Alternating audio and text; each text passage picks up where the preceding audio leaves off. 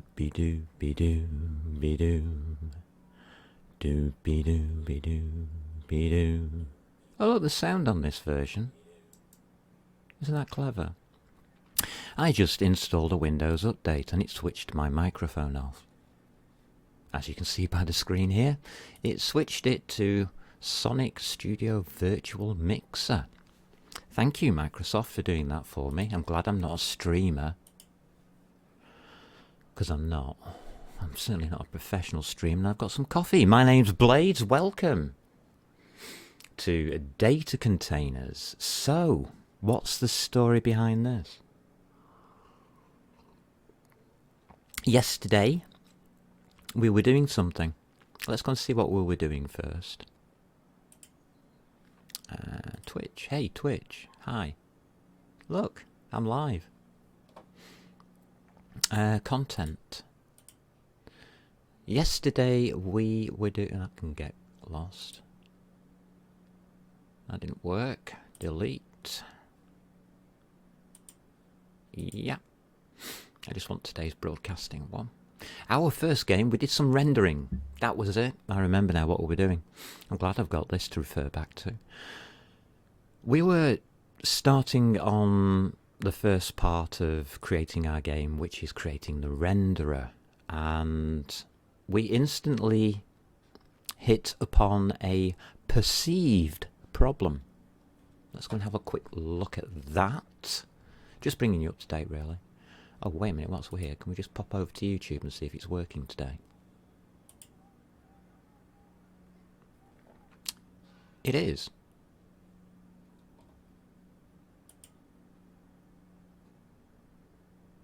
Alright, add to playlist.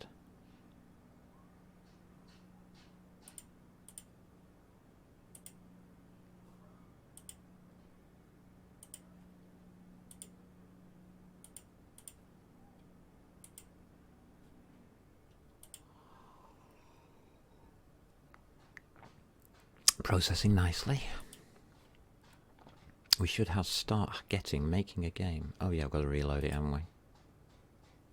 I always forget to do that bit. There we go, making the game's got 3 in it now.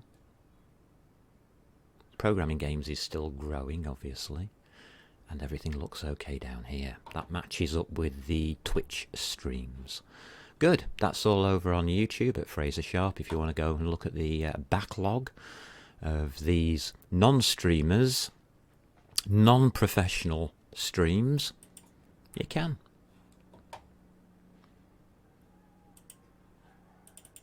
Right, over to a different computer. And let's see what happened.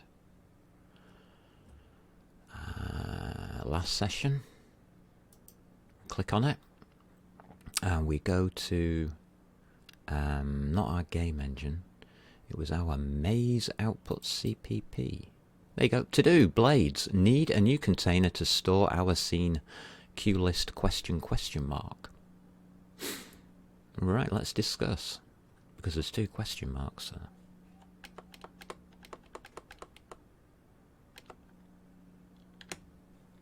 Right, that's our first alteration of the day. So today is going to be about this container. That's what today's stream is about. You could look at this as a teaching stream. I doubt it. Hey, we've got viewers. Hey, viewers, hiya. Wow, more than 1. Yikes. My popularity should be going down, not up. Stop it, viewers. I know it's you. Yes, you. Joking. It's alright, I'm joking. If you want to watch this, you're perfectly free to do so, but please make up your own mind about what I say. Don't believe me on a word I say. Maze output. Oh, wrong. Mouse. Maze output. So all we did was remove 2 magic numbers, put them into a couple of defines so we could write the words of what they meant to be, and we left it at that, really. We left it at that. Are there X's on here? There are, aren't there? God, I'm getting good at this game. There we go. I only want to deal with these 2 today. And this is the container that we have. Now, what is this? So what do we have now, and what should we have? It's a perceived problem. There is actually no problem. That's quite funny to say. This is a misconception about computer programming.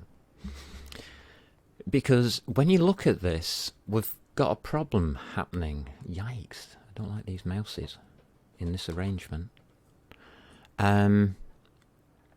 We seem to have a problem that we need a new container to store our scene. But there isn't actually a problem here. What we have here is what I would call a misunderstanding. In other words, my ability to program isn't as good as I think it is. I haven't understood how the computer works. And therefore, I program this like a human being instead of a computer. And as you can see, we're accessing it like a human being instead of a computer. We're accessing it actually correctly, but that's beside the point.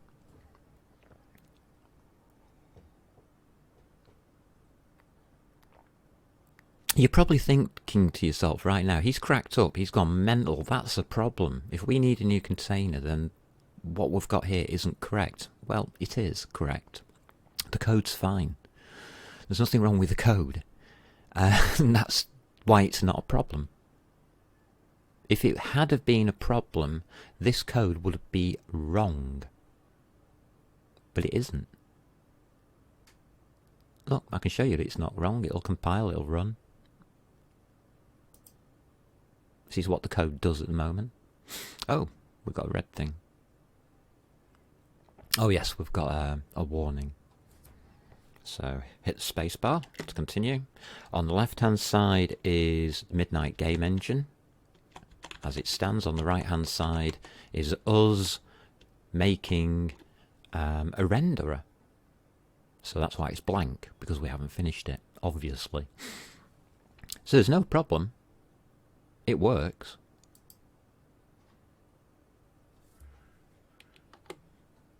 But what we have here is a misunderstanding between humans and computers. And this is usually the case, funnily enough. A lot of people say, oh, I like programming because you come across problems which you have to solve. And this is what they mean. What they mean is they need to learn how to program. So this comment is wrong. It should say, I need to learn how to program this properly.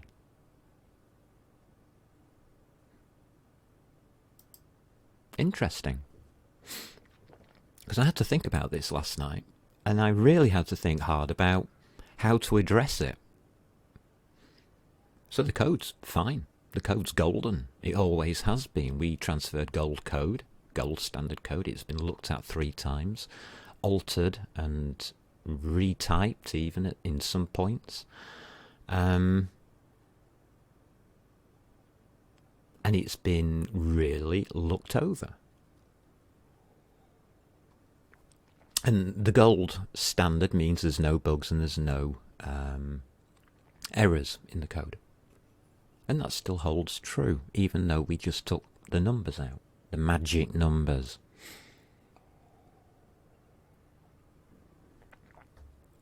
So first of all, we have to understand what we don't know. How do we know what we don't know? Well, we don't. And that's why it's a problem, or we perceive it as a problem. Yeah, confused? I was last night, because I had to try and explain it to you lot.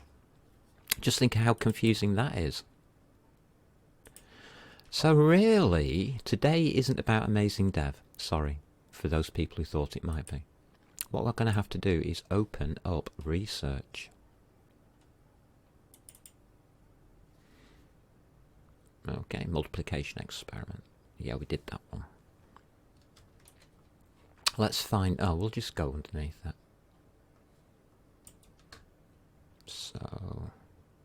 make sure at the right level. I'll pop you off the screen like that, and then we'll just go one more. Oh, 2.72 will do. Does that give us a nice size line? It does. Lovely.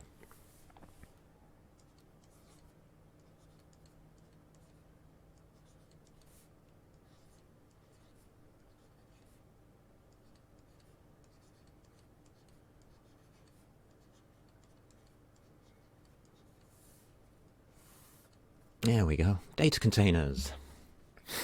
I need to square up onto that pad now. That's interesting. It's further away from me. Right. In programming, there is 2 types. So, yeah, we haven't got a lot of choice here. We have types.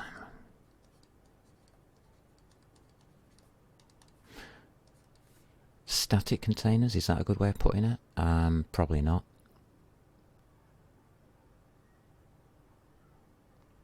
Set size.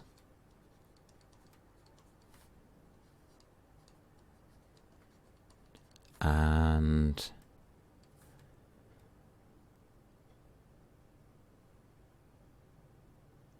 variable size.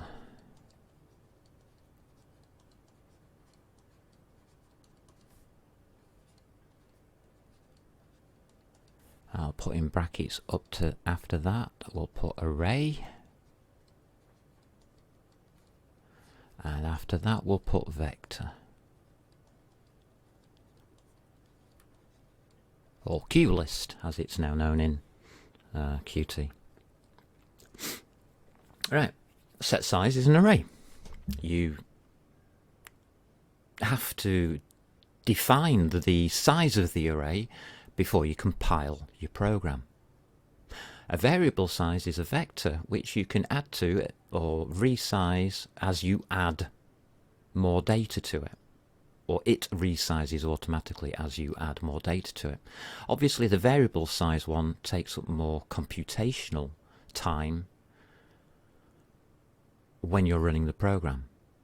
So the one you want to choose is the set size array, because then the program knows exactly how much resources you require, how much data memory you require before it even runs. So the preference is the faster set size array. Which means we need a variable size vector, don't we? Because we wanted to take away the magic numbers and say we can have anything. But that isn't the route I went down yesterday initially. I started to do a little bit of programming and then decided against it and left it to do. And I left it to do because nobody would understand how I got to the final solution. And the final solution is counterintuitive. Although we want a variable size, we are not going to use a variable size. We're going to use a set size array and resize it. Which is stupid. Is it? Well, a variable size array would keep its costliness in all of the functionality of that vector. In other words, to use it would be costly elsewhere in the program. And as this is a renderer, which we want to use quite a lot of times per second, yeah, so we know this is going to be a heavy-duty workload area. We don't want to use vectors. In fact, we want to shy away from vectors very, very strongly, because they are literally 10 times or even more expensive than an array to use. Yeah, if you want your renderer to go 10 times slower, change all the arrays to vectors. I'm sure you'll succeed. That's not what we want though, is it? Let's be honest. Come on, let's be honest. So, how are we going to do this? Are we going to do this in theory or practice? We'll do it in theory. I'm not into practice today, especially typing. So, I want to choose an array. What is the current state of affairs? I'm not going to use the number 10, I'm going to use number 3 instead because it's easier to draw. So if we just pop you up there. So if we... Oh god, that is a long way away. I can't get to the top of the screen from here. I'm going to have to move this.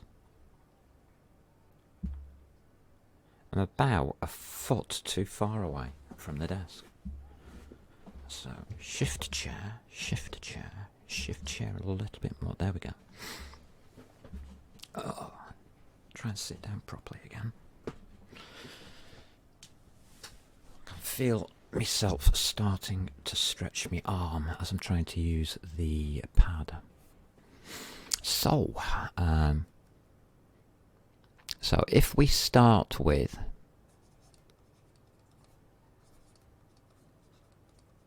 yeah, you can see that I'm stretching because it's going taller. If we start with table, we'll call this variable table.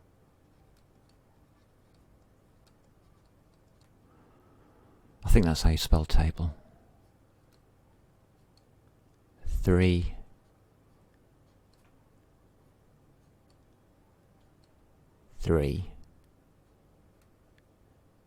Right, that's going to be our starting point. Is that how you spell table, really?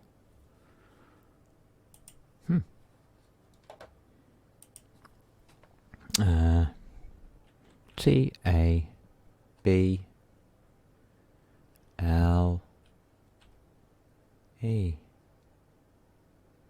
Yeah, it is. I wonder why my brain doesn't recognise that. Okay. Let's have a look at the table. We can draw it. Well, we would if it would draw. Thank you.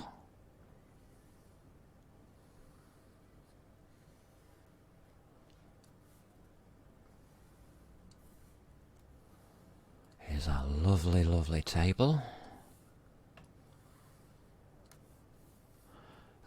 This is the X, which is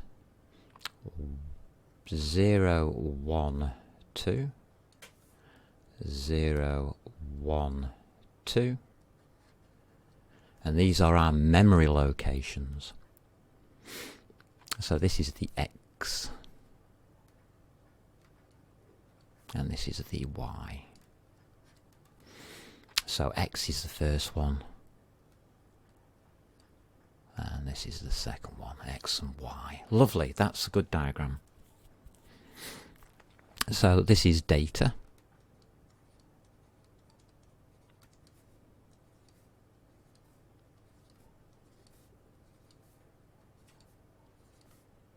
Noughts and crosses time. So we've got data inside our table.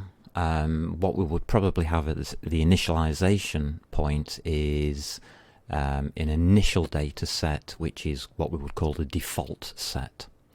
So whatever that default is. Doesn't really matter what the data is. That's not what we're looking at. We're looking at the container. And that's how we look at the container. That's the human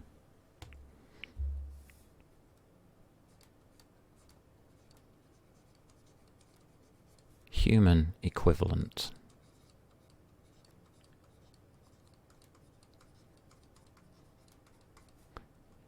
Is approximately equal to that. Interesting. And that's what we did. Because that's the human equivalent of a table, is 3 across and 3 down. This sounds very simple, but the concept is very special. And for those people who aren't watching this because, oh, I know all about arrays and vectors, no you don't. This concept is more important than any other concept within computing, because it deals with the bug. Remember, a bug is not an error. A bug is something that you don't own. It happens to your program from not within your program. Whereas an error or a mistake is something that you've made within your program. This is a mistake. It's a misinterpretation of what's going on, because that is not what is happening, although that is how we treated the data. For a computer, how are we going to do this? Okay, I think we can. So for a PC, personal computer, the equivalent is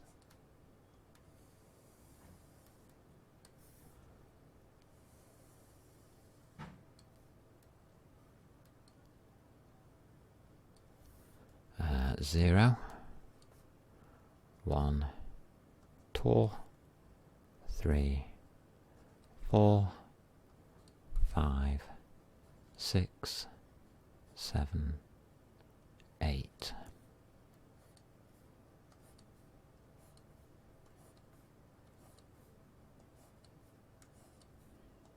Oh, there is a 9.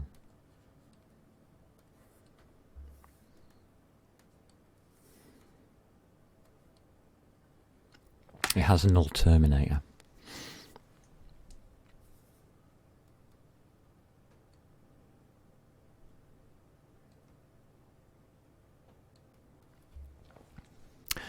Right, so there's 9, this is the data, obviously.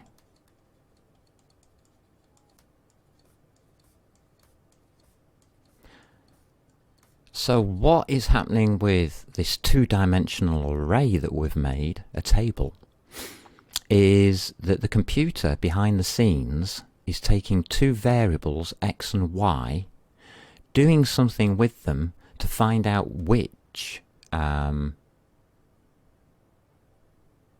of data you're actually looking at. And it's doing that for you. It's interpreting your table into its format. Actually, there should be a line underneath that, because it's correct. Under this format, this is the actual format of the memory. Memory is continuous. It isn't in a table. Well, let's not go there. Memory is continuous, and it goes memory location after memory location like this. So this is the reality. This is what we imposed upon it here. So we had a different version of reality to the computer. We were interpreting the data in a different way. But you can see now that our numbers don't match up. Now, if we hadn't have interpreted it like a human, maybe we wouldn't have come across this perceived problem, which there isn't a problem. It's a misconception that this is how the data is stored. Well, it isn't. It's stored like this. So why are we going to reference it with x and y? To make it easy for us humans to reference it by x and y, because it makes sense to us. It doesn't make any sense whatsoever to a computer, and the computer actually has to do work in the background, and we're going to do that work for the computer now. Because what we can do is, instead of representing our data like this, we can now say we want to access our data like this, but we know it's stored like this. So what's the total size? Well, it's 3 times 3, which is 9. That's interesting. But it starts from 0, so we need one less. Starts from 0, so we need one less. There's our data. Now you know why, when you specify the size of an array, it's always one less.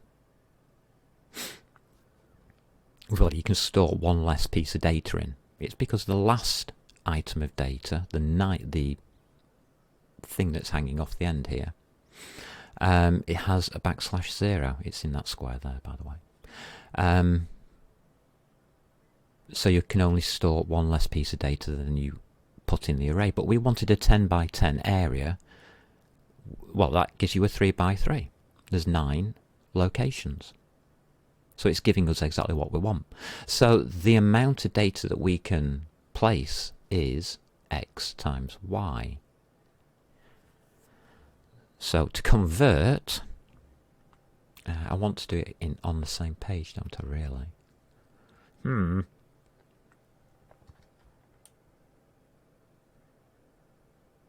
That'll do. So to convert, can we come over here, please?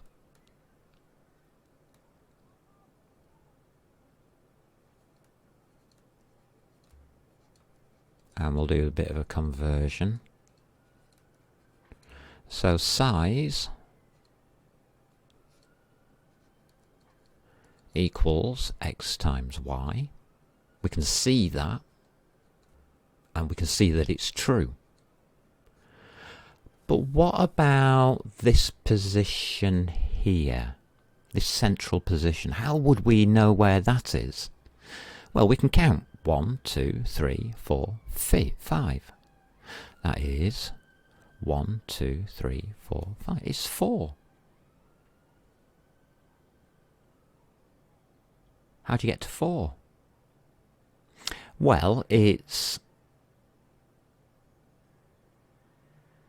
the first. How would we put it first of all in here? To get to here, we would have x equals 1, y equals 1 to get to this point. So, yeah, we can do it here. So 1, the middle of our example table is at 1, 1. So x equals 1, y equals 1. How do we get to this point here? Well, we can say it's 1 down. So that would be 3. So it's y times max x, which is 3. 1, 2, 3. Plus, that will put us here. Plus, whatever x is. 1. So this is, how can we do this? Y times max x plus x. You have to do that bit first, so I'll put that in brackets to make sure that we do it first, because x always has to be added on afterwards, because we want to get to the correct line and then just add x on. And that's what the computer is doing in the background for you if you use a two-dimensional array. It's doing this calculation every single time. It knows the size, it knows how to get to the piece of data that you specify. That's interesting, isn't it? As long as you don't go out of bounds, which is harder to check. The difference here is, on a table like this, we can check for out of bounds down the right hand side and down and across the bottom. Whereas with this equation, you can only check out of bounds one after the total size. This is more error prone to humans, and that's why we think of it like this, because it's less error prone.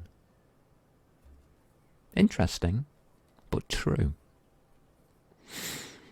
So now, what does that mean? So the conclusion is the table of 3, 3 for a PC is table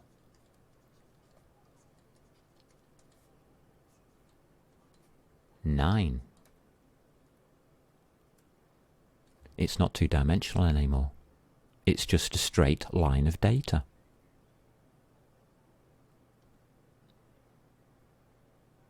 Are we okay with the equations? Not sure. Oh well. If you've got questions, just throw them at me. I don't really mind. But the equation is immaterial. It's the concept. It's the thought process and the way you have to look at it, really.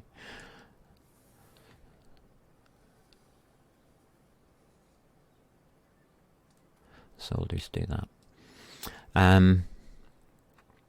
It's the thought process of how do you get from a table to a straight line in human terms and also in computer terms. And that's how you do it. So there wasn't a problem with our program. There was a misunderstanding that we programmed it in human terms, and really we should have programmed it in, well, hey-ho, computer terms. How does that look in practice? Well, it looks very interesting in practice, to be quite honest with you. Because the first thing that we have to do is to get the complete size. So we can do that. We know how to do that now. It's that. That would give us 100 locations in this case. And that's the change.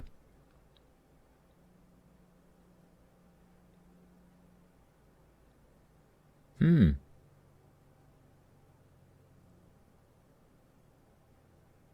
wonder why we're using QString scene. I didn't think about all of this. I just thought about how to give you a concept that isn't as straightforward as people think it is, because as soon as you start thinking about that concept, you realize how little you know about programming. You learn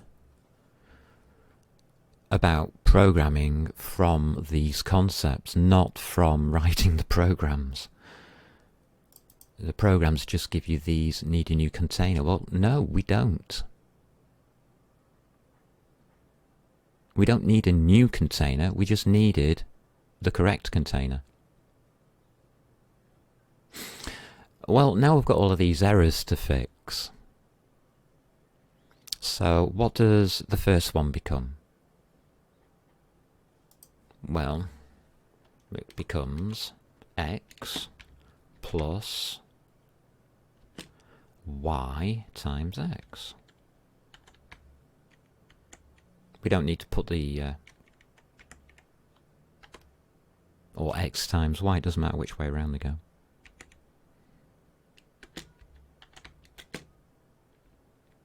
There you go, that's the equation. Now in computers, the multiplication goes first before the addition anyway, and that's it.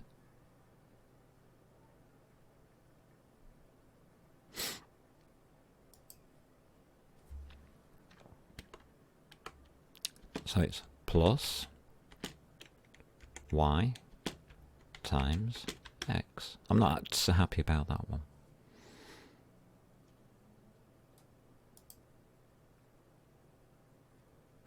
Right, what's wrong with this? Minus 1 plus y times x. What's wrong with x? What's wrong with you?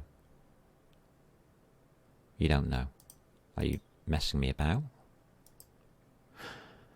You want to put x with brackets.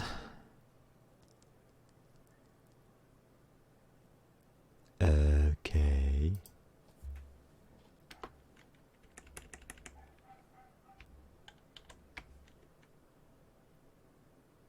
There's something weird going on here.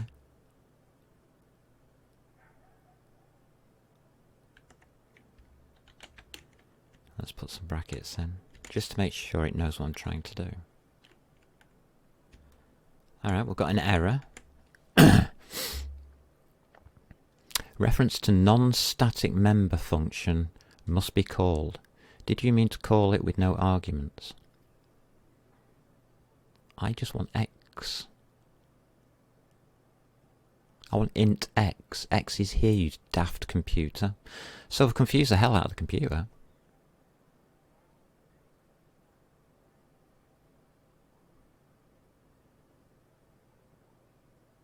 It's not how I would write that either.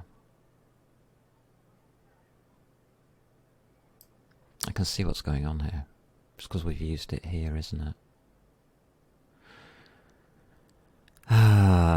We should really use something called a result variable.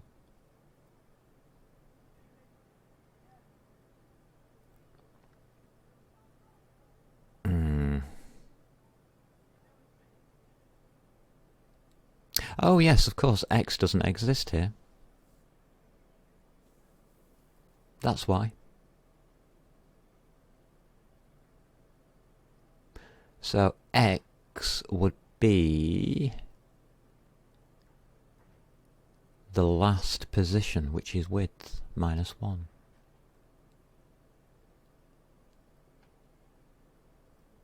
That's width. Scene width. Yeah. So x is scene width. Whereas x is a variable here, and y is a variable here. X is not a variable at this point, scene width is x. We have to minus 1 off it. Yeah, that's correct. We want to get to the bottom row.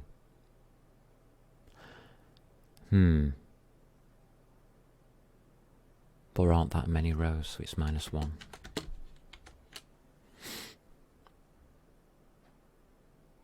That's where the brackets are. That's a bit complicated.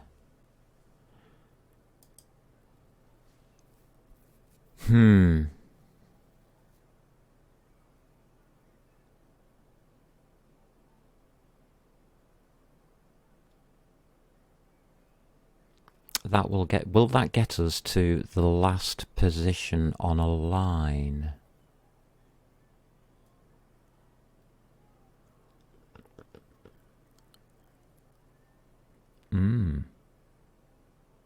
Which is 9. If y equals 0, that equals 0. And you get scene width minus 1, which is 9.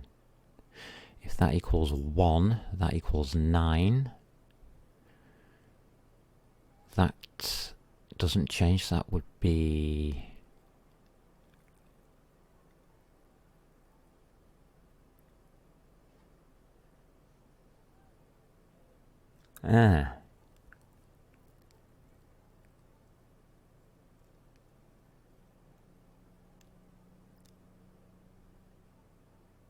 It's just y, isn't it?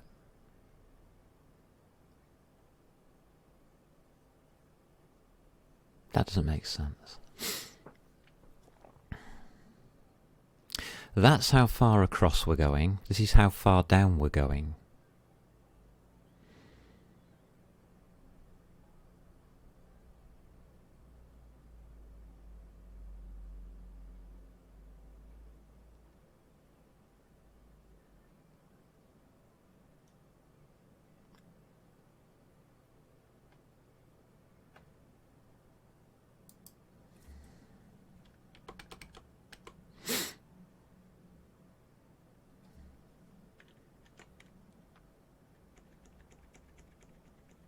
Y will never get to the total number, will it? No, it won't. Okay, it gets to 1 less.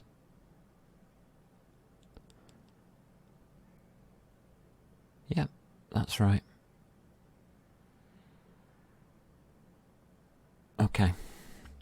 Trying to interpret that in my head was not easy, but that's correct. All you have to do is put this equation into here.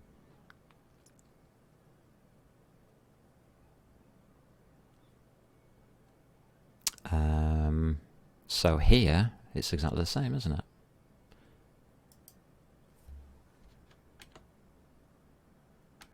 So it's x plus y times x.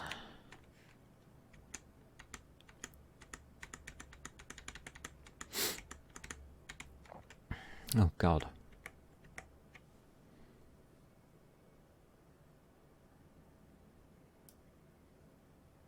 You can see now why it gets tricky.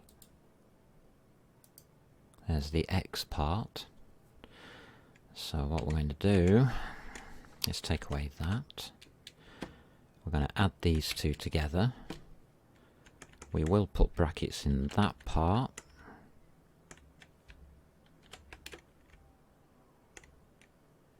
That is y. And then we multiply it by whatever x is.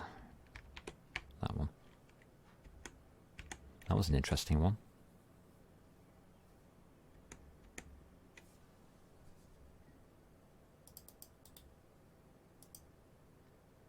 So it's exactly the same code, it's just the equation has popped or reared its ugly head.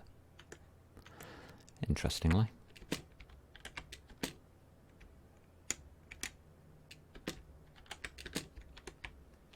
There we go, that's you done. Everything's happy. Ah, hold on a minute, what about this?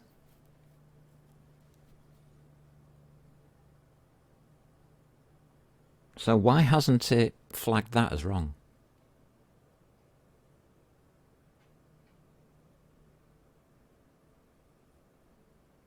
Because it's not actually wrong.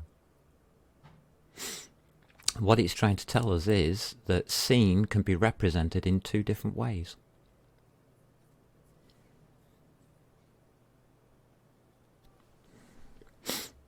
But considering that we're trying to keep it all the same, we'll do it the same. Plus y times x, which is the equation we want to use. Now, we could test this out in Midnight and see whether it's true or not. But now we've done that, we've only got one number. But we haven't, we've got two. We still want to use xy coordinates, even though... See, we still want to use xy coordinates, width and height, even though we now know that it's going to be one number. It's going to get converted. So seen width and seen height can become variables.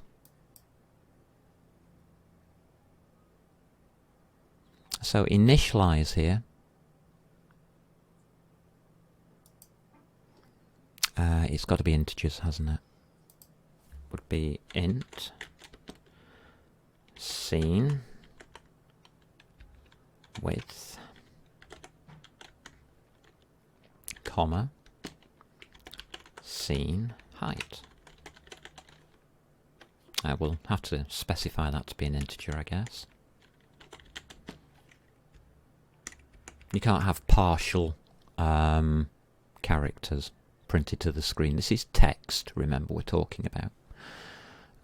We just take whatever's in the brackets. We copy that. We'll save that out. And we'll just pop them in there, shall we? This now becomes very interesting. Seen width, copy,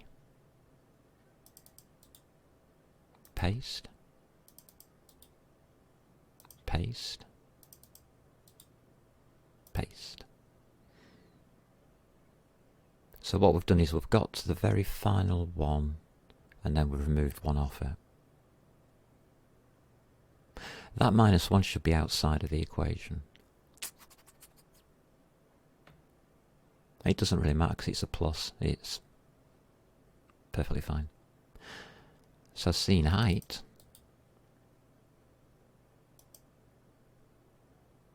goes in there. But there's something else now that we can do.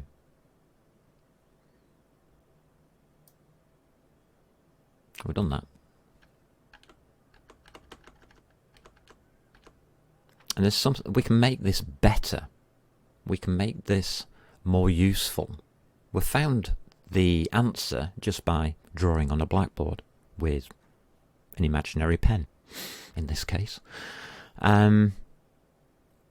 So we found the answer pretty quickly. This is the actual solution. Is it the best solution? It's a solution. I'm just going to say it that way. What we can do is, how do we get this information here down here? Well, it means that we now need to store that information. Okay, I think we can do that. Let's go do it.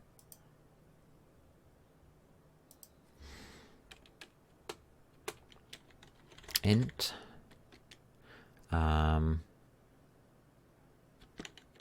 m underscore scene width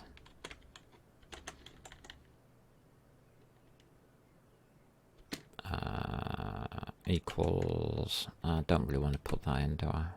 No, I don't. Semicolon. And int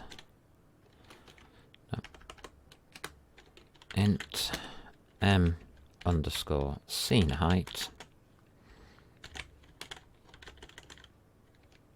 semicolon. If you might notice, I'm trying not, oh yeah, and that gets replaced with 1, and they get replaced. We have to have at least one piece of memory there. There we go, we've got rid of those. So we've now got no magic numbers. This is a default number. The number 1 is just as good as anything else. It's usually the lowest number you can have with something in it. So I'm using 1. There you go. You put whatever you want in there. Whatever makes sense to you goes in there. Alright. So now when we create our maze output, we have these variables, which is scene1 m scene width m scene height. Shouldn't we make them equal to something?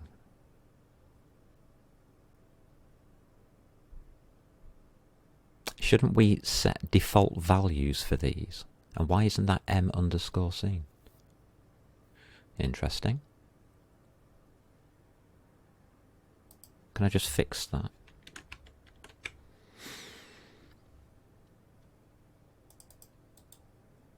I was wondering what the heck was going on with that variable. Let me just find that variable now. La la la la la. It's not even an error here.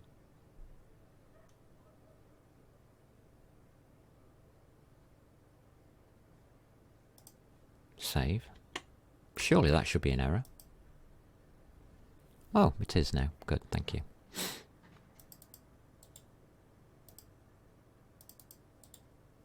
It's just I like to make errors. I like to make errors so that I know what the heck's going on with my code. Might sound strange, but it tells me what needs altering.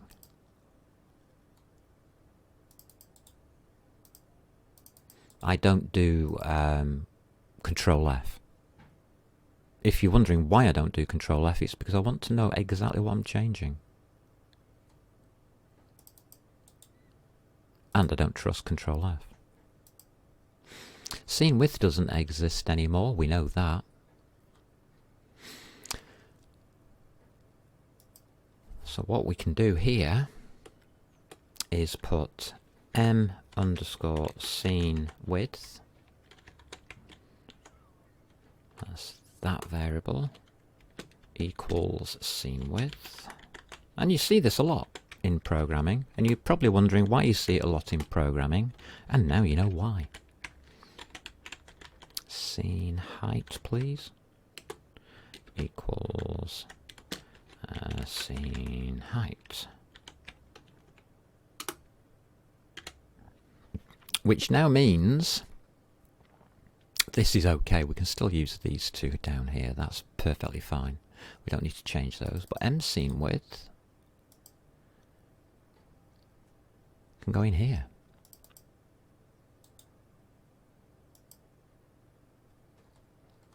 And M scene height, oh, that can go in here. And I got the wrong one.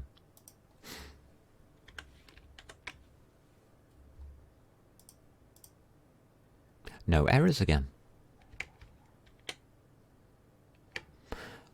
But we do have an error. Whoever was initializing May's output needs to tell us the scene width and scene height. They have to initialize with those two numbers. Who's initializing? May's output. Remember, we've got to put the numbers in 10, 10, because that's what the numbers I chose.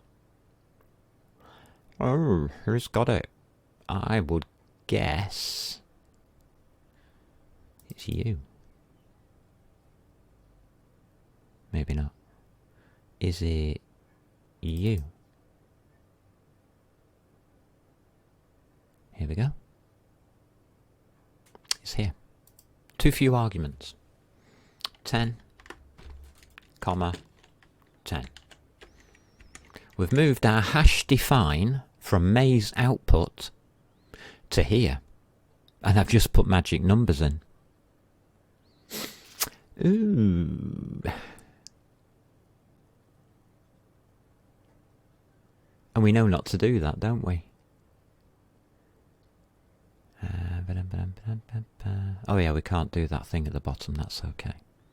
So now I've just transferred our hash defines to here. We can't have that.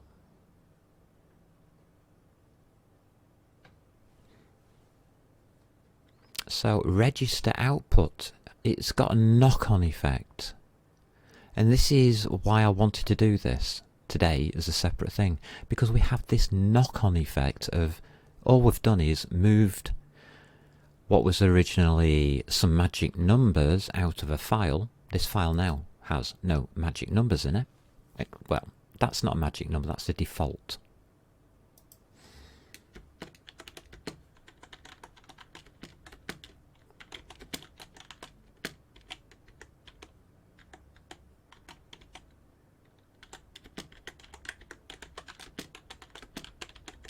We haven't dealt with that. We better deal with it quick before I forget. So better just deal with that magic number.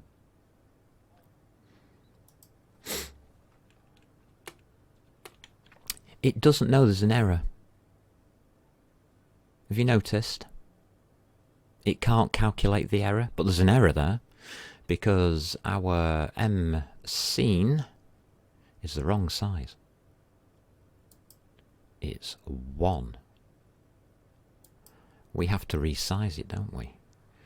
Well, that's not a good place to resize it.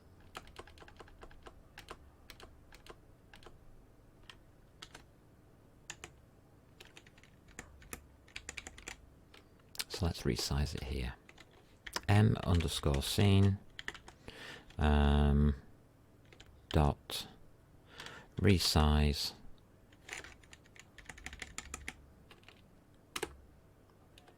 and that would be scene width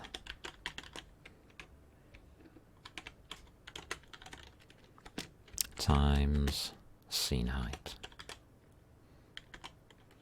as we saw before. HEIGHT. Right, that's legal now. If you don't do that, you are going to go outside of the boundaries of your container, and that's called a SIG fault.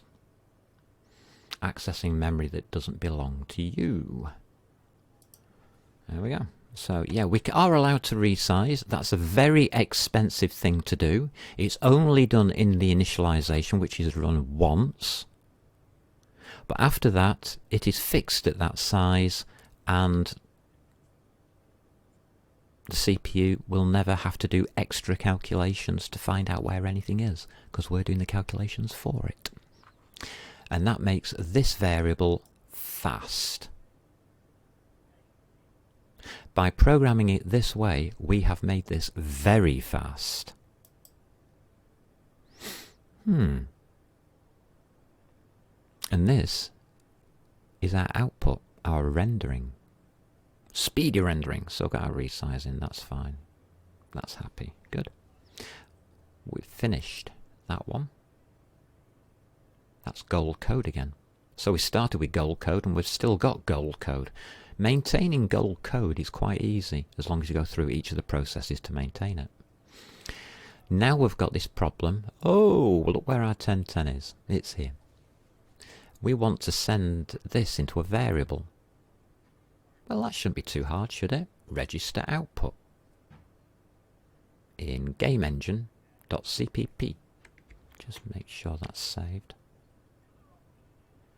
So, can we get rid of that one, please? I want the header file.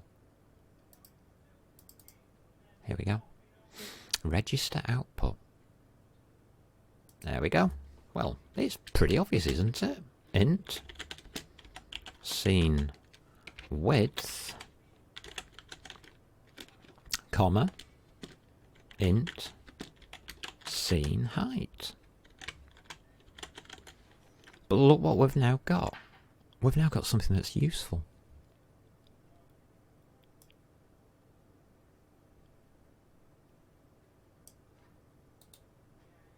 A lot more useful than we had before. We only register it once. Press at, put in that. Let's just get the use sorted out. That should give us a couple of thingies. So we've got width, copy, paste. And of course, scene height, copy, paste. Now numbers have gone. So where are our numbers now? Our magic numbers are now in whoever is doing this, registering the output. We've just passed it on again. Now we should be in the application window. Red blob, please. Anybody? Nope. Nope. Nope. No, no, no, no.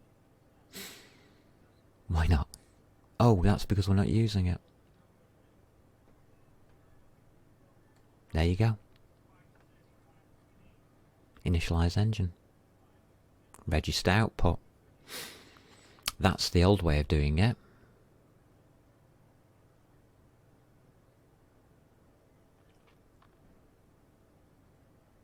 We're going to have to alter that to midnight.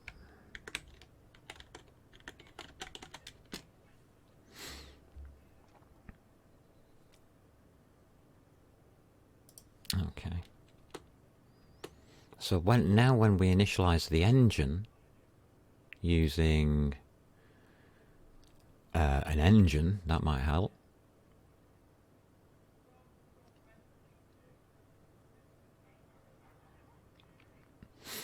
Well, we've got midnight here. Initialize engine. How do we do that then? Oh right, that's the one below. Gotcha.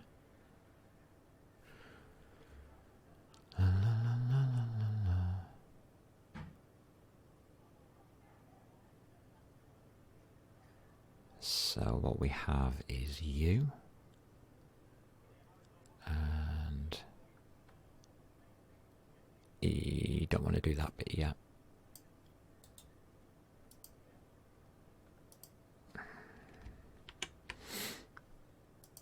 So this is application. And it's not text display, is it? It's maze display or something. Well, we're about to find out anyway. So it's UI arrow something. I'm looking for an M. Maze display. Yeah, there it is. And then we have to give it a 10. by 10. But we've used M midnight. We can't use M midnight. We'll have to use M underscore application. Okay. So let's go and get application up and running. Don't think I need the game engine anymore. It's an application window, isn't it? Yeah. Night, midnight, M underscore midnight. So, here we want it's game engine, isn't it? So, game engine.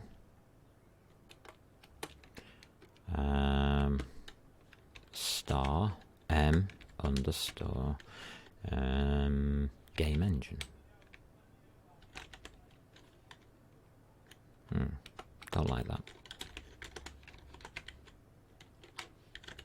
So I'll put those two together for now because they're the same thing. We don't have game engine.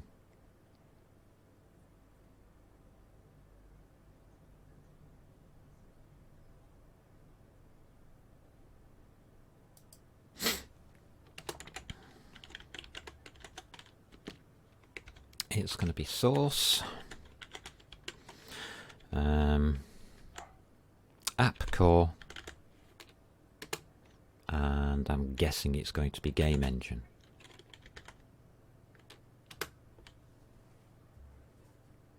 There we go. Now got that. That satisfies that.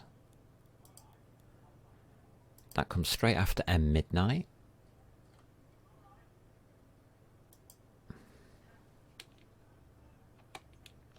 So I've now got that, and that equals a new game engine.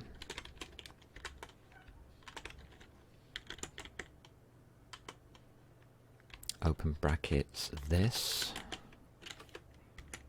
That's fine. Copy. Paste. And it works. We've got some magic numbers here. We've got more than... yeah. We now also need to do that, I guess. But we're not going to, obviously.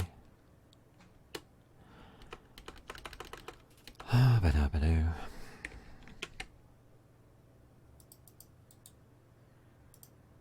So I don't think that... it does exist.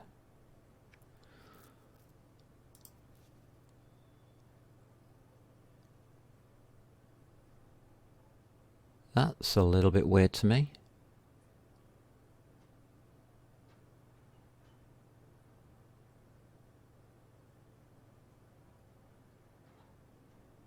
Must be in the same file. Don't think it does anything then. There we go. This should still do nothing at this point in time because we haven't placed anything in there. But we now need to think about these numbers in here. We've still got this 10 by 10. Where should we have this 10 by 10? Well, the answer is it should be in here. So they're not magic numbers anymore. These are now no longer magic numbers because this is where we would intentionally set these numbers. We might not really want to set them like this. And we can still treat them as magic numbers, I guess. If we wanted to here, we could have a couple of hash defines. And I think we should. But that's not the point. These are no longer magic numbers. And how we treat them is just up to you. Not bad, huh? So we've taken the magic numbers out of maze output. We've gone through the game engine. And now we're into our application, which is the correct place where we should be setting these. So we're actually back into our application. Our application now has control over the display. Whereas you can see, before, we didn't. It was decided for us. Interesting. Don't like them as 10s though. I'm sorry. I'm not going to leave it like that. It's your choice whether you want to do this or not. But I'm going to do it. And I can never spell define. Scene width. May as well. Because I took the hash defines out of the other one. Define scene height. Like that. We'll give it 10. And we'll give it 10. They aren't going to be changing. Let's save those out, that's fine. It's just that I don't like numbers, I like words. I like to write my code in English. If you hover over that, it'll tell you int scene width, int scene height. If you hover over it. But I don't want to hover over it to find out what my 1010 is. I want to be able to read it.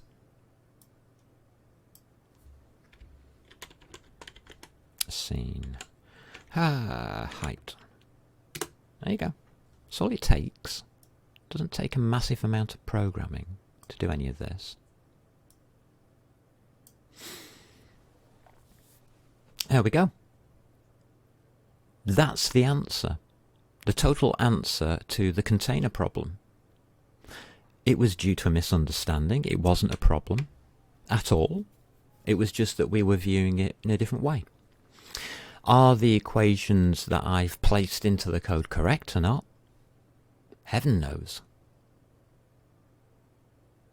They're my best guess at this point in time from what I know. So, to me, they're correct. Are they correct to you? Do you see it the same? What's your reality on the situation? I think I've got it right. But this is now pass 1. So we will find out by gold code standard pass 3 whether those equations are correct or not. They will be thoroughly tested as we go through creating the program. At this point we can't really do much about it. So the only test I can give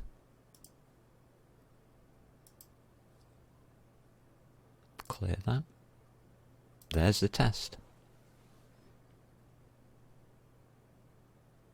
We have one warning unused parameter event. Yes, I know about that one. It compiles. Does it run?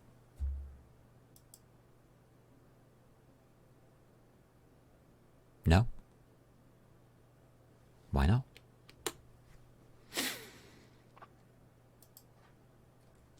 Sandbox crashed.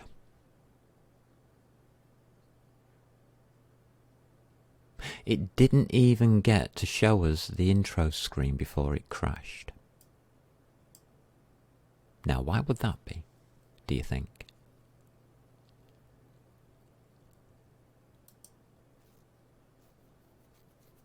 Well, it's obviously something to do with this line. It's the only line that we've altered except for this bit up here. Is that legal?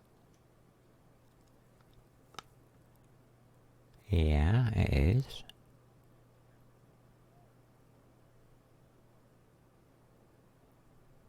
Initialize engine. Hold on a minute. What do we do when we initialize the engine? We jump to... Oh, I know what we haven't done.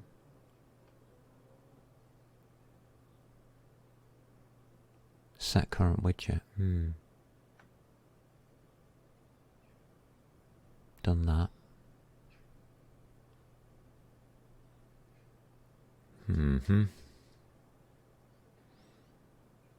I can't see it straight off.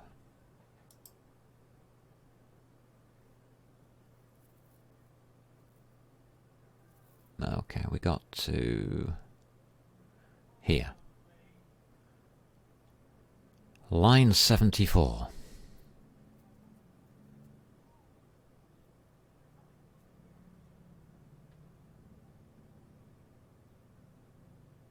What's the error? Are you going to tell me what the error is?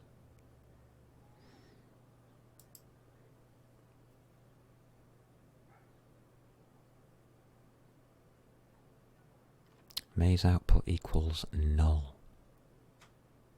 I think that might be an error.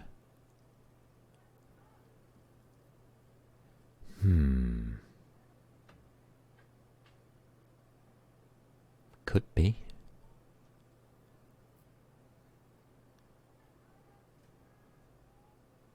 I think it is. Have we actually decided to show that? Just out of interest. We have.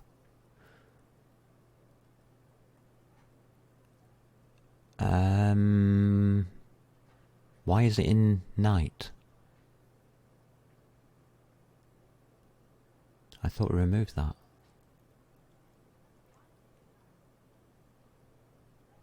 Maze output, what are you doing inside of, you're not inside of,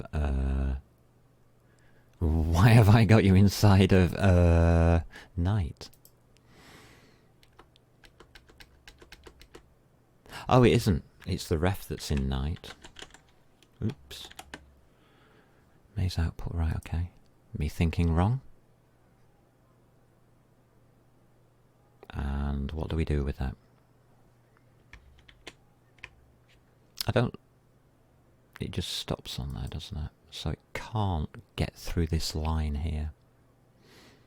Split the line down in two.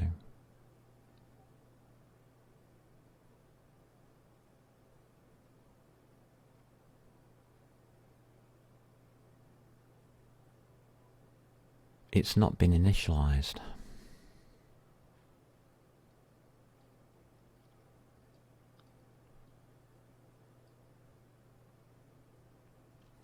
It should have been initialized on that line there.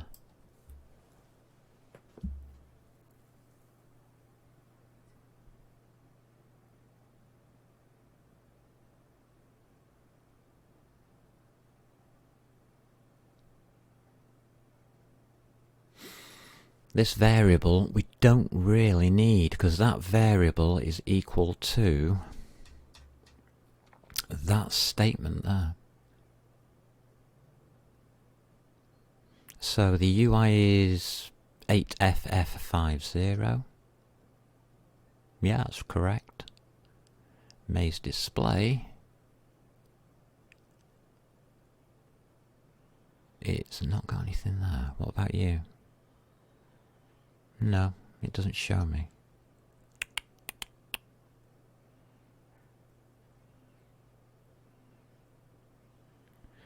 There's no register output. M-Game Engine, what are you up to? Children methods. Oh, 0 items.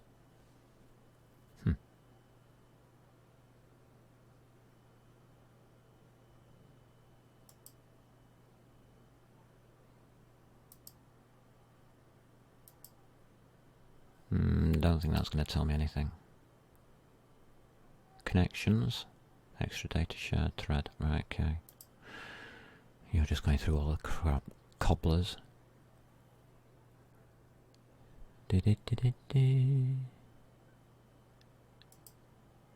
Hold on a minute.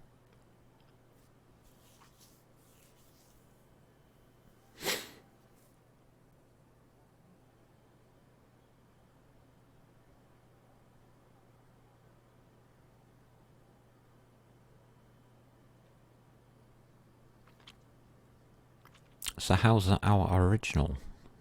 That one works for M-Midnight.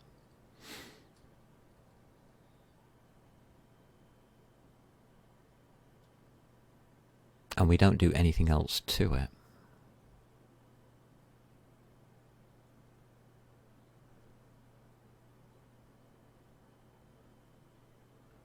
That's interesting. I've never seen that one before. M-Midnight and M-Game Engine are probably holding the same values, are they? No, they're not. They're holding two totally separate values. Ooh. That's interesting. That's at AAE0, and that's at A4330. Or 4330. They're within the same memory space, obviously, as the timer as well.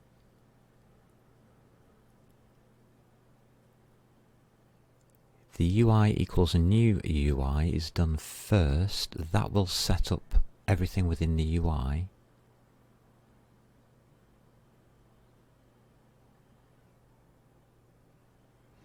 And that does the initialization of the UI. That should succeed.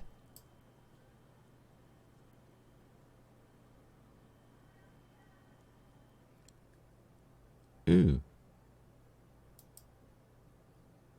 Which probably means there's a problem with the UI.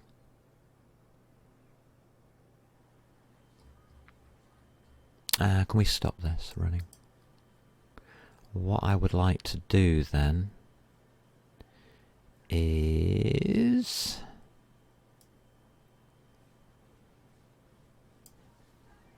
that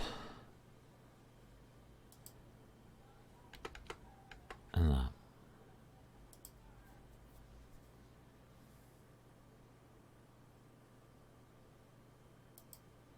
Take that away. Just let it run.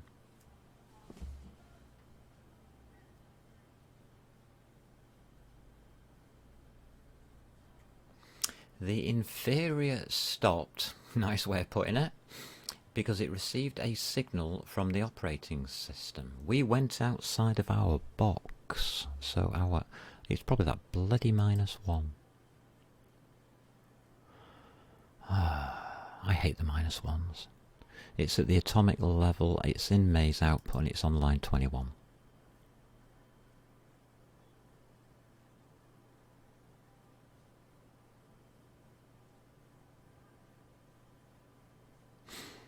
X equals 1, Y equals 0. So that's 1 plus. Do we need brackets on this?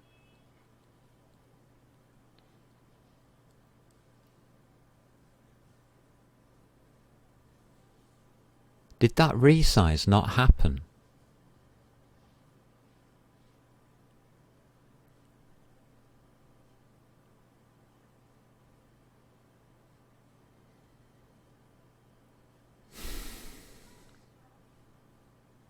Because that's what that tells me. X equals Y is within boundaries, because Y is 0, but X is equal to 1 goes outside of the boundaries. That tells me that the resize didn't work.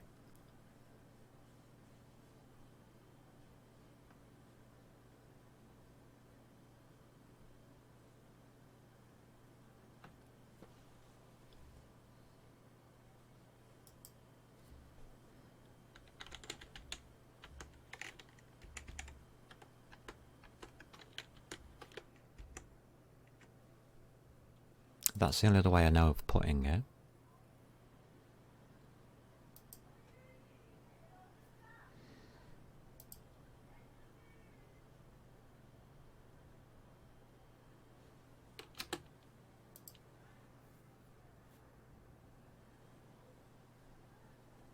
Okay.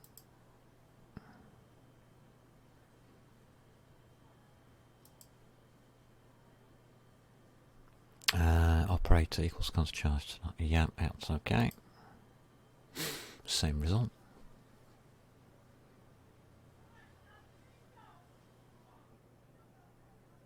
When X equals 1 plus Y times X, which should be 0. I think we've got brackets missing here. Is that the problem?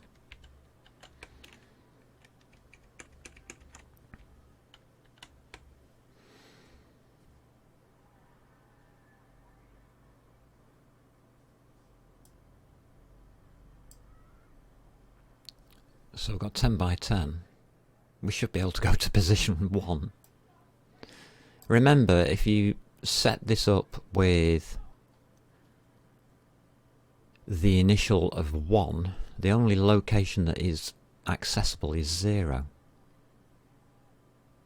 So as soon as you go to location 1, it's giving me a problem. That resize function isn't working.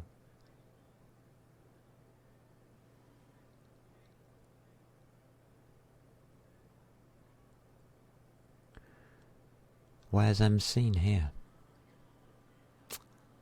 It's in here.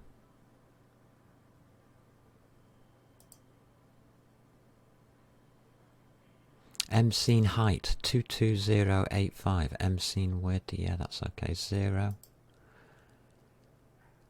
It says 46.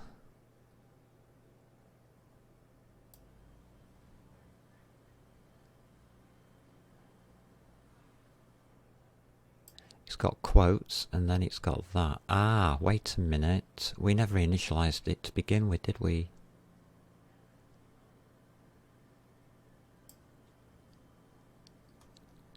Oh, that's a good point. Maybe we failed to initialize it. mscene equals 0.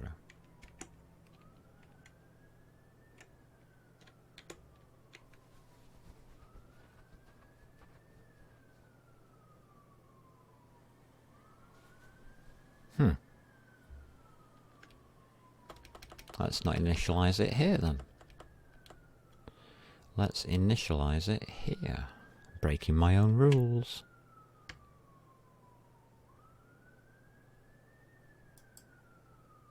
Are we allowed to do that?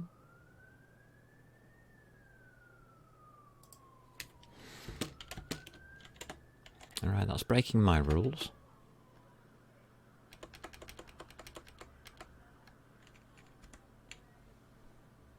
But does it make any effect on what this is doing here? The double quotes and the single quotes tells me there's something going wrong. The 46 is the value of that character, where 32 is a space.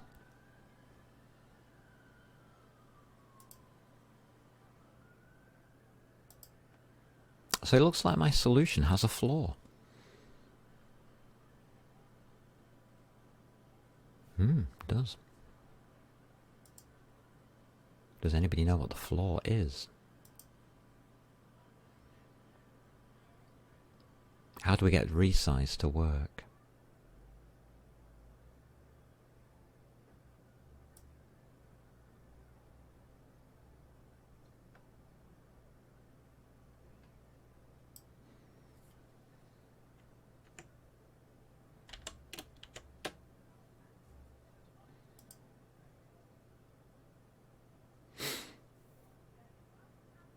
What have I forgotten? What have I missed?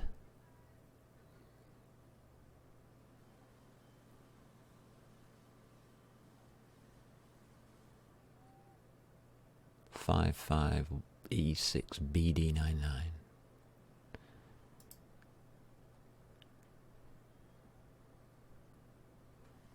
Looks about right. D88. D88, yeah, that's right. So does anybody see the answer? What I've typed in is logically correct. But when x gets to 1, it goes out of bounds. So that is telling me that this function isn't working properly.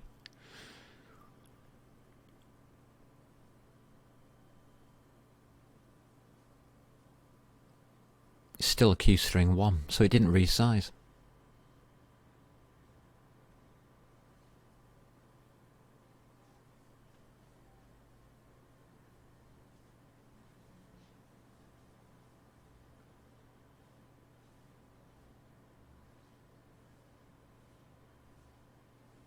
That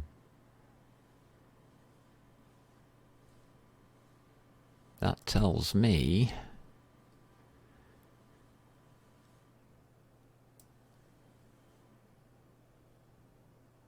that that equals that, which is legal, as you can see from the one above. It's no longer needed. And that means that is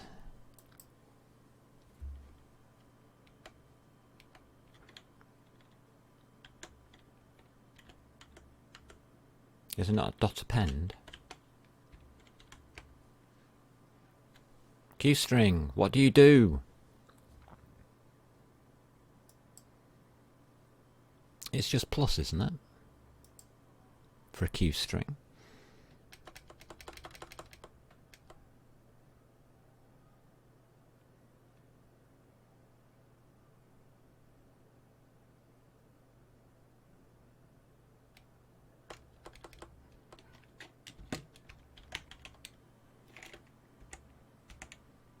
Isn't that supposed to be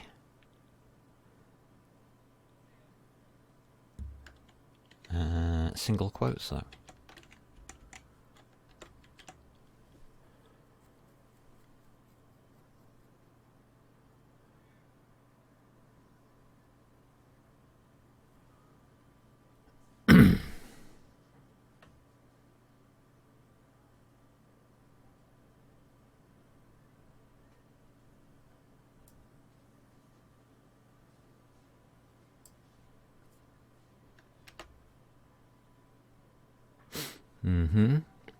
We don't need the resize because it's just a string.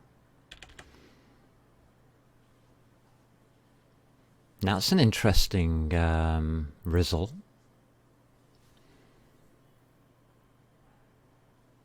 Okay, I'm interested.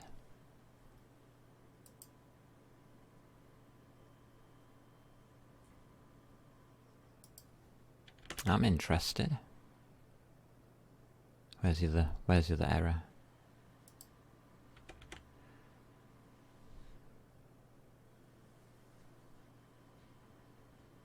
No viable overload. I'll come back to you lot. That's interesting.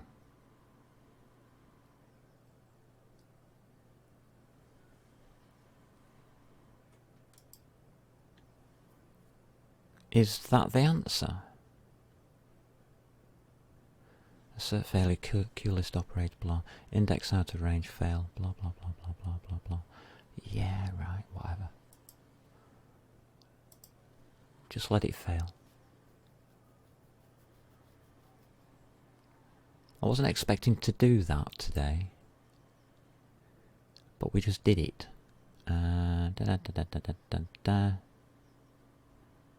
This is coming out of here.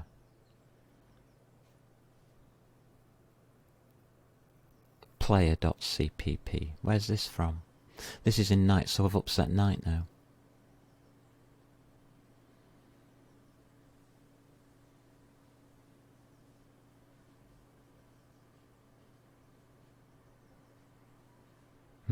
I can understand that.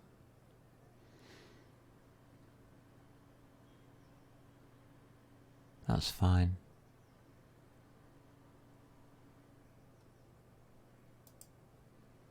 So our code didn't stop it getting there.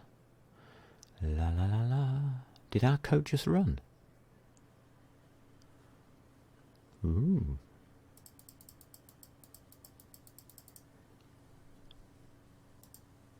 Can I trace that through, please, this time, without everything else being open, so I know where I'm going?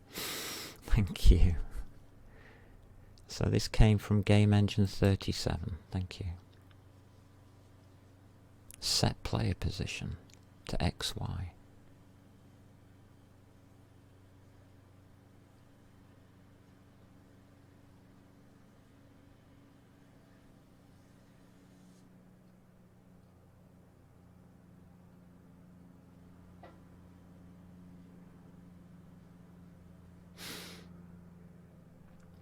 Get position.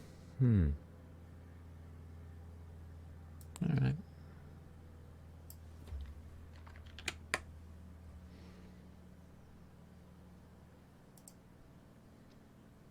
It's not the correct way of approaching it, but not really bothered.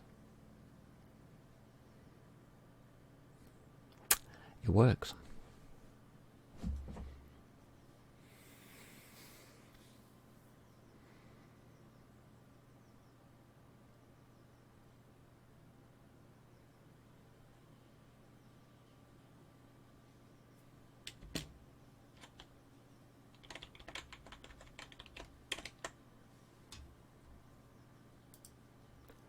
Oh.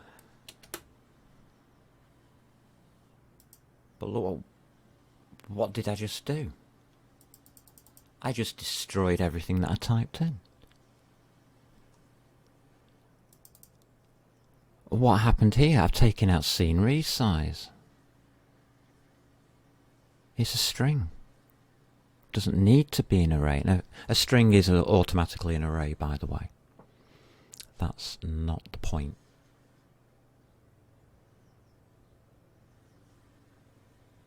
So if we just treat it as a normal string, it's fine. Resize is irrelevant. That's just complete bunk. That's what's really happening. You can add two strings together. You can concatenate them. I don't know whether that's supposed to be a single quote or a double quote. But a string concatenation would be a double quote. So I'm going to go with double quote.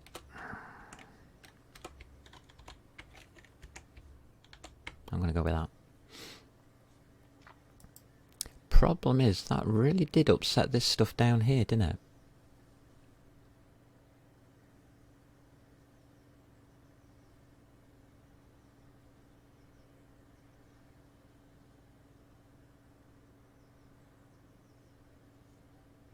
Wonder why.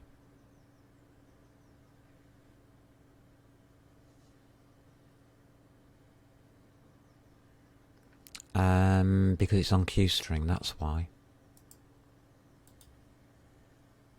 And it's a replacement. Gotcha. How do you replace it in a string? It's an append. Yeah, you could append. Arg. Begin. Compare. No. Contains. No. Ends with. No. Data.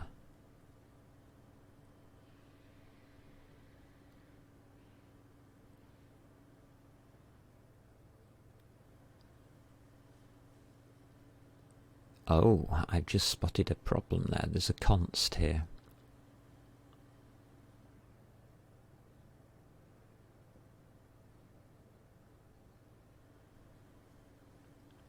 So this is a malformed.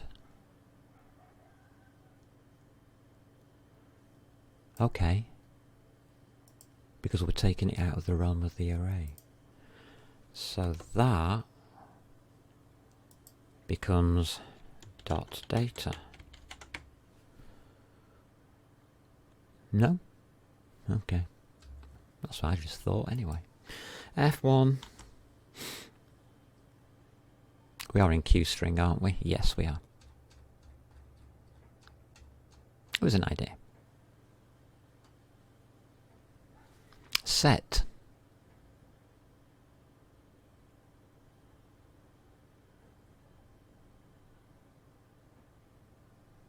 That sets everything.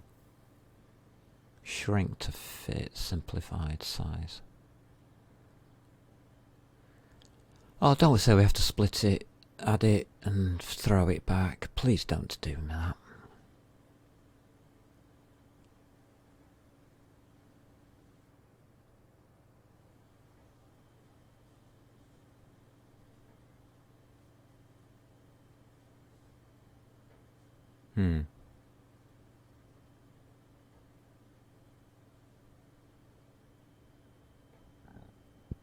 Okay, line number.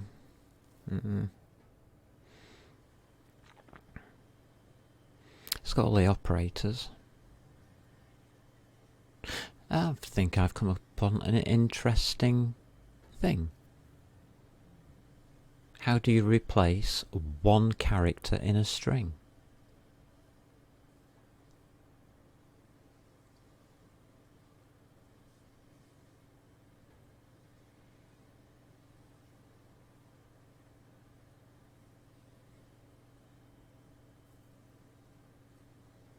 We've got a lot of TOs. Splitting, shrinking, sizing. Set raw data. That's an initialization. These are all initializers. Q regular expression. Start end.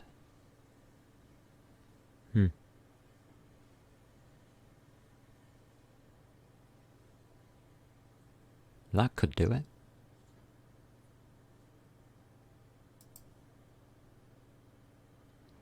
String is treated as a sequence of fields separated by the regular expression.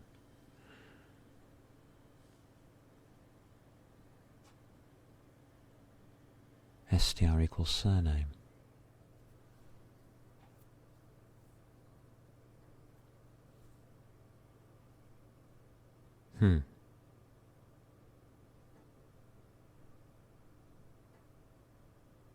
Oh, I see. He's separating by that. Oh. Okay. So that's section. Replace.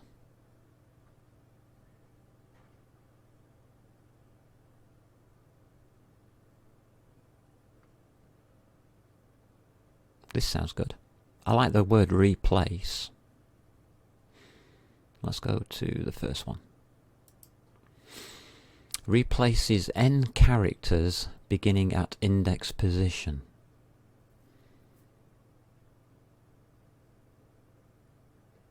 With the string after.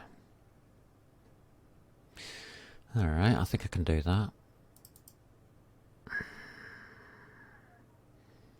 So it's mscene. I'm going to put dot replace, aren't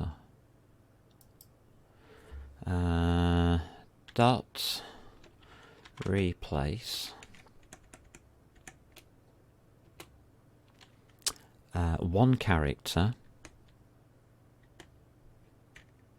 with you. So it's just commas.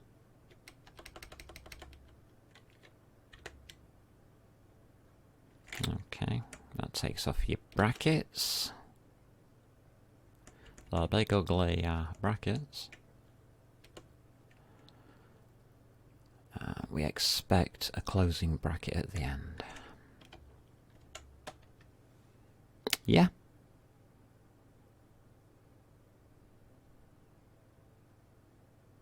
Yeah. There you go.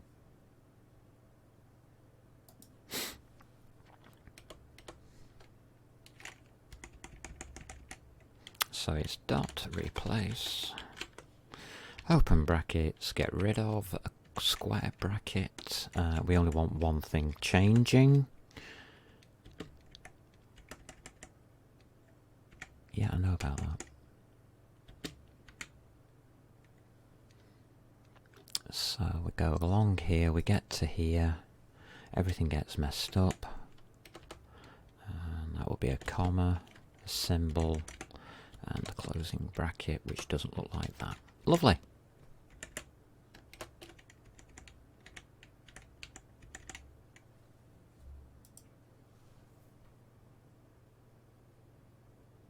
That works.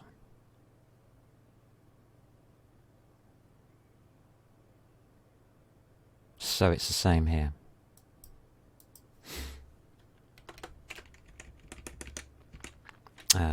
Dot replace, open brackets, 1 comma, Get rid of that square bracket, we don't really need it.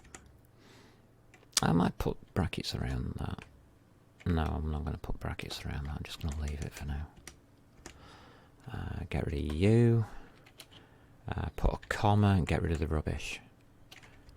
Let's go to the end, complete the command, and it's done.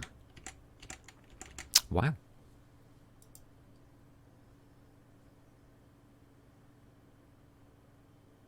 That's it.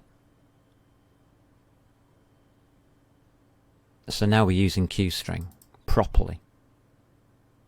That's an interesting way that it forced us to do that. Just following on from everything else, we're now not using an array as our... Well, we are using an array, but we're using a QString, which is a type of array. And it's really a type of vector. So have we just broken the idea that this is quicker? Yes, we have. This is no longer fast. Oh. It looks simpler to us, but it's no longer fast.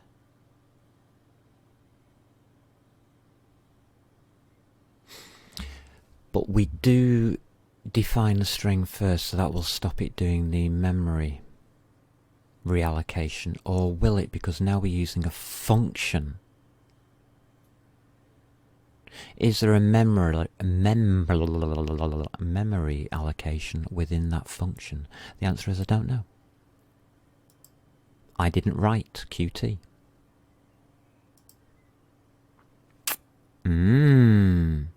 If there's a memory allocation in here, we're screwed. This is slow. If there isn't, we're golden. And this is fast. Do you see the problem? By using somebody else's code, we now don't know what our code is going to do.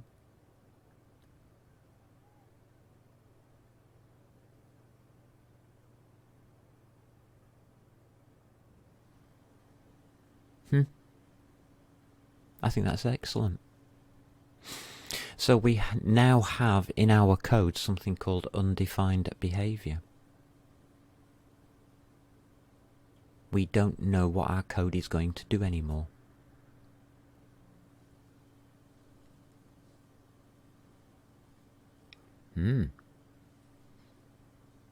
Well, the same is true every time you use any standard library, I suppose, so I don't think there's a problem there. I would like just to get this right. Get my spacings right. My typing's lousy. In fact, my typing's getting worse the hotter things go.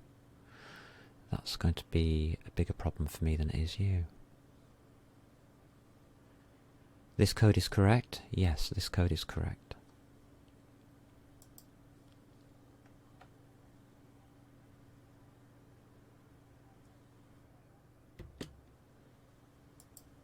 Is this code active?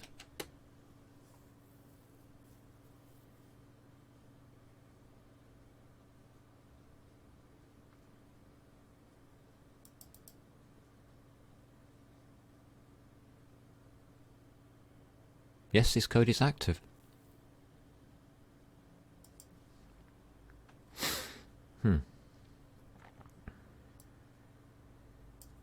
Return it to its original state, which was that. We should get an queue info coming up. Registry of application output device equals true. It works. Which is why there's a queue output there. Which is why I have that information to test whether that line works. If we exit early, does it really throw a wobbler? I've never tried that before. No. Doesn't throw a wobbler. That's okay then. There's the answer. to the container question. We went through taking the container down to one-dimensional array and then finding out that QString is, by definition, a one-dimensional array, and all the functionality is within the library, the Qt library. That it's already been written for us.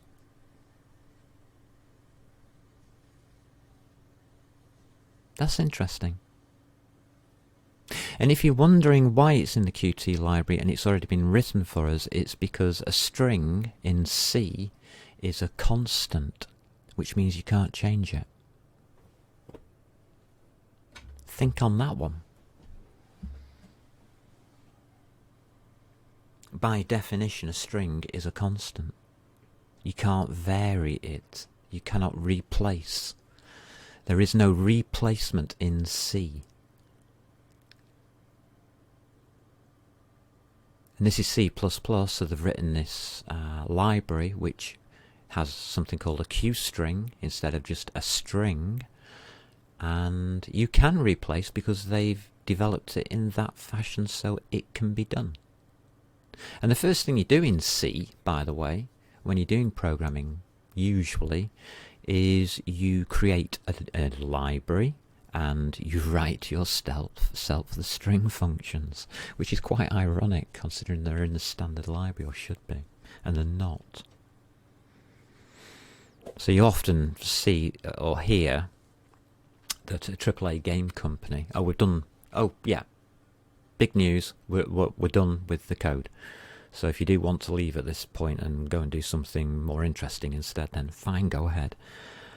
But a AAA game company, when they start a new project, and if they're going to do it from scratch, the first thing they do is they write the string library and the maths library. Those are the two things that they write straight off. They know they're going to need them, and if they don't have a standard already, it's the first thing they write. Because without it, you can't do the rest of the program. I didn't know that replace was there. Yeah, because I'm not used to being able to do that. That isn't the answer for me. In C, I would have to resize and reconstruct. In C++, we can do it all at once with a function that's already been pre-written for us. Because that's what it's doing, I think. No, it's not there. No, it's fine. The memory allocations all happen with initialize, yes. Any memory allocation for the QString will happen at initialization, unless they've really written the QString library badly.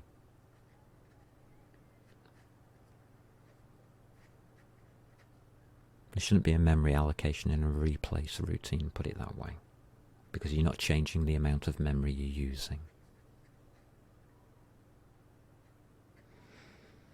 Do I trust them? Not really. Should I use my own string functions? Yeah. Am I going to write them? Nope. I'll use theirs. I don't mind. But there we go. We went from something that looked like we have to have all of this stuff in it for, well, we still needed, look, we still need the assignments here, and we still need the equation that we had before. But we've certainly tidied up this bit here for the initialization and made the initialization very easy to understand. I find that interesting. Because here, with result plus, didn't need to alter it. Result plus. This part was written correctly all the way along. So somewhere probably in my subconscious I knew that we were going to have to take the solution that we have in this and use it across the board all the way through and standardize our code. That's interesting.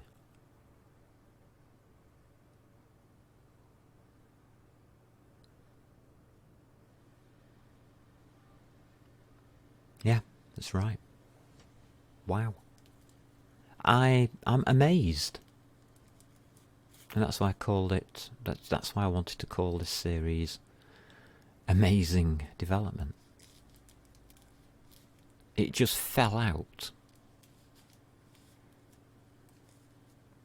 of a misunderstanding. The bit I don't agree with is this, obviously. I don't mind that one. It's just this part I don't agree with.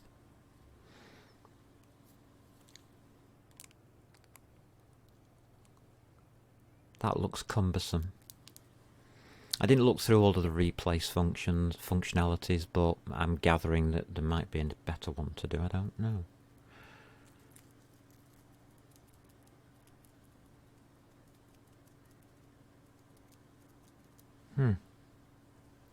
We'll see how it works out. Whether May's output is still as golden as it was when we picked it up. I doubt it. I think we might have to make some more alterations as yet, but I'm going to go and put the kettle on, I think. Done really well. I'm actually happy at what I'm looking at. That's unusual for me, isn't it? So I'm going to give you time to think, throw questions in chat, if anybody wants to, and tell me that I'm completely wrong, because I hope at the end of the day I am. That isn't the best code. We can see it all on one screen as well, wow. So all of the alterations happened on that one screen.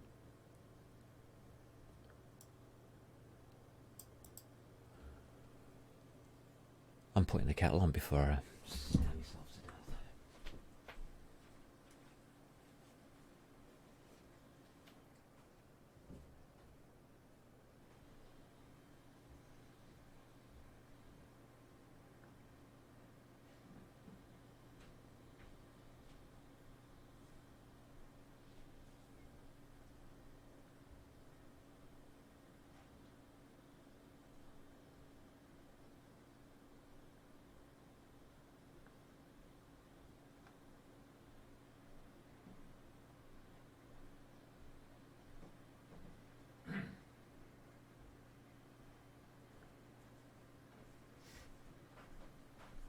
Well, that was an interesting exercise. I knew it was going to hit problems as soon as I changed the code.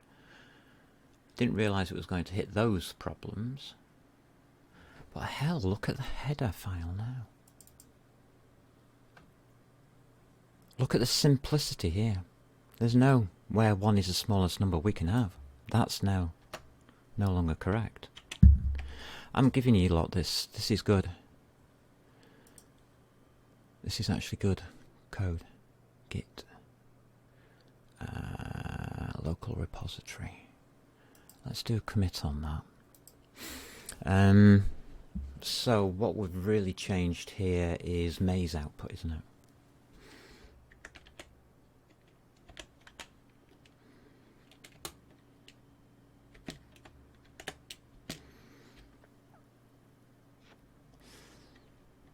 And we have removed the two-dimensional. Is it an S?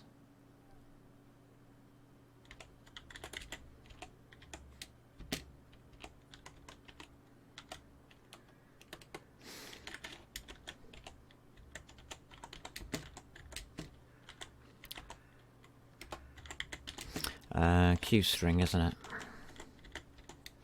Q string for m_scene. So that by simplifying it all, we found a simpler method of doing it as well at the same time. I'm going to commit that, as that's working code. Although I think I did trash some of the code in the middle of that somewhere. Whoops. That would have been in Game Engine, wouldn't it? Yeah. We had to take set player out, so we trashed that code.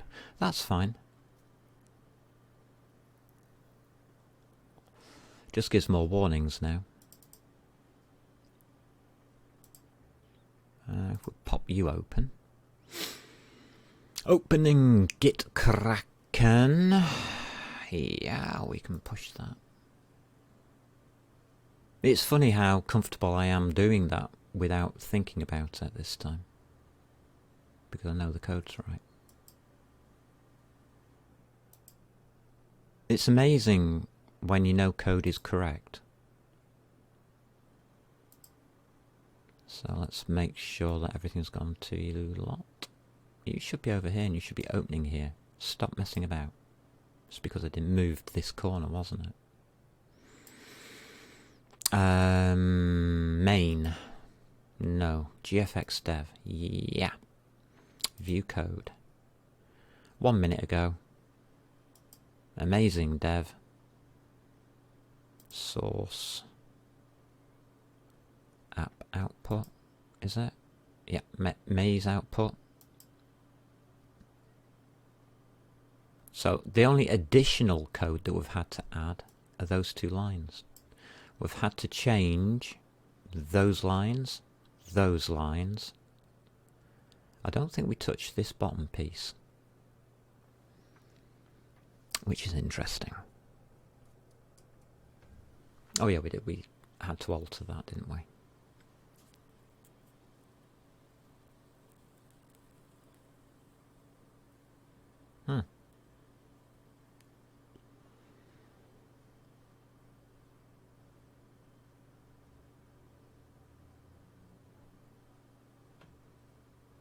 Reconstruct output. I wonder why I've got that there. Because it doesn't do what it's supposed to do.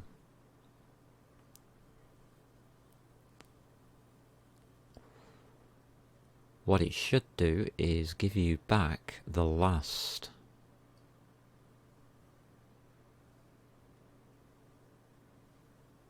Or the previous construction. Or the current construction. I don't think this is a valid function anymore. Or useful. We'll see. We will see. Does it ever get used? That's going to be an interesting thing to look at. There we go. It's a Phraseblade Sharp / Rana under GFX dev for the code. That's it. Anything in chat? No, good. We've done it. We have successfully looked at the container, changed it into what it should have been, and then what fell out of that was that we didn't need to use an array at all because QString was already an array.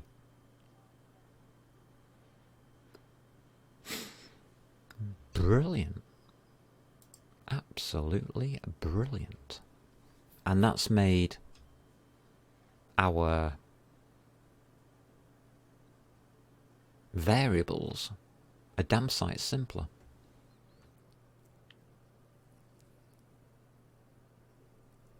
So reconstruct output is private, so it's only referenced internally.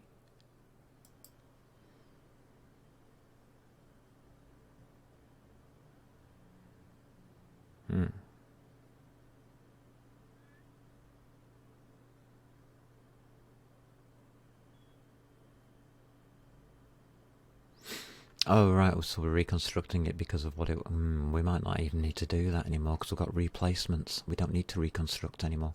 I don't think this is correct. I think this is just return mscene. I've got a feeling that reconstruct output is no longer required. We're using it twice though. On replacements. So this is an old C trick where you alter and reconstruct, or replace and reconstruct. I don't think we need the reconstructions in anymore. Something to think about. Are those reconstructions worth having?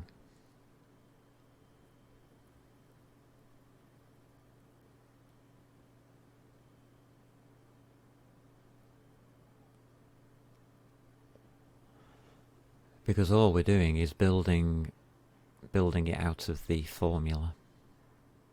I'm going to leave it in because it doesn't harm anything, it just does something extra which probably isn't needed. That needs to be tested though. We can't test it yet because we don't have fully functional output.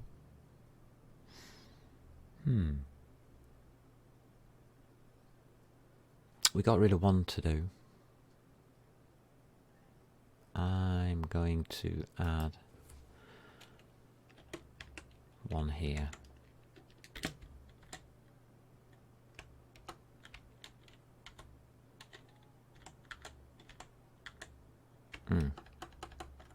No, I want it outside of brackets.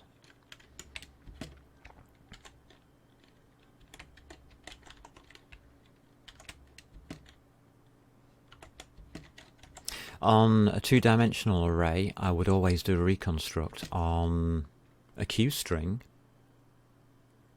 do we need it? Because this function's probably already got that reconstruction in there.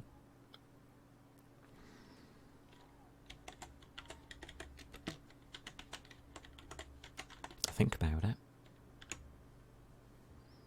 We've got a function doing this now. We've got a function here doing the same function doing it here.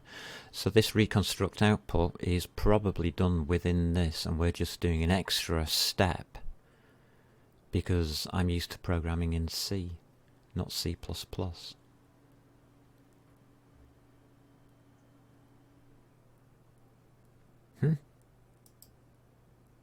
That's an interesting thought.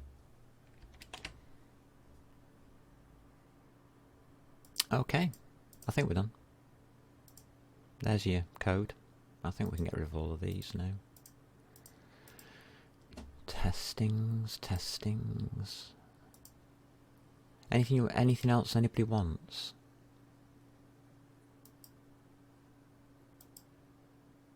Think.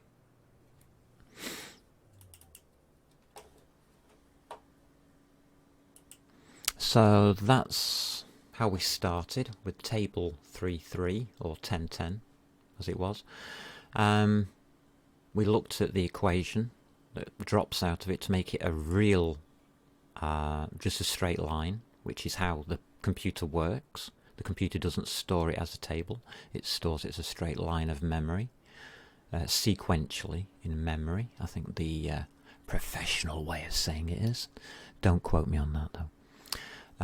So table 3.3 becomes table 9.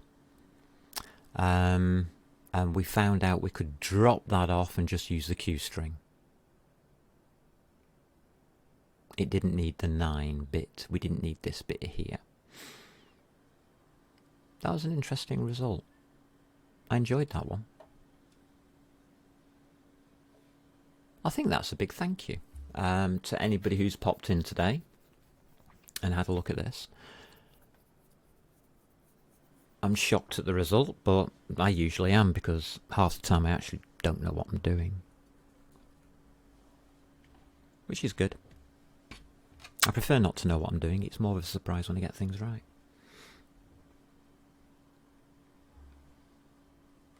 Keeps it interesting, doesn't it? That's moved, that arm's moved now. Come on, that arm, stop moving like that. Alright, got that keyboard out of the way successfully without killing the microphone. So, what about these mice? We're done good. I think that's a success. I think that's the stream. There's no questions in chat. Hello and thank you for everybody that's popped in to chat, to view, watch, whatever. Just checking now, storage. So we are storing on Fraser Sharp on YouTube. That was the rendering yesterday that gave rise to this problem, or perceived problem. As you saw, the solution was obvious once you realised that the computer doesn't store memory like this. No views 11 minutes ago. Cool.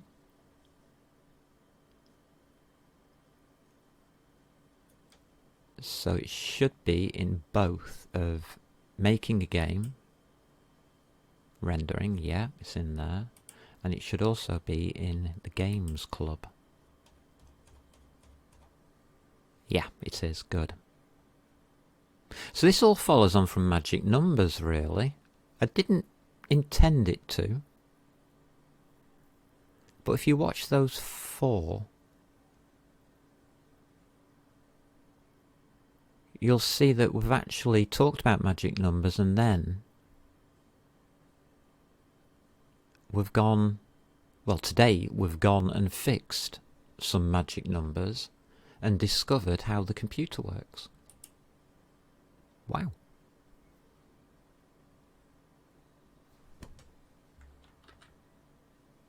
That's true learning.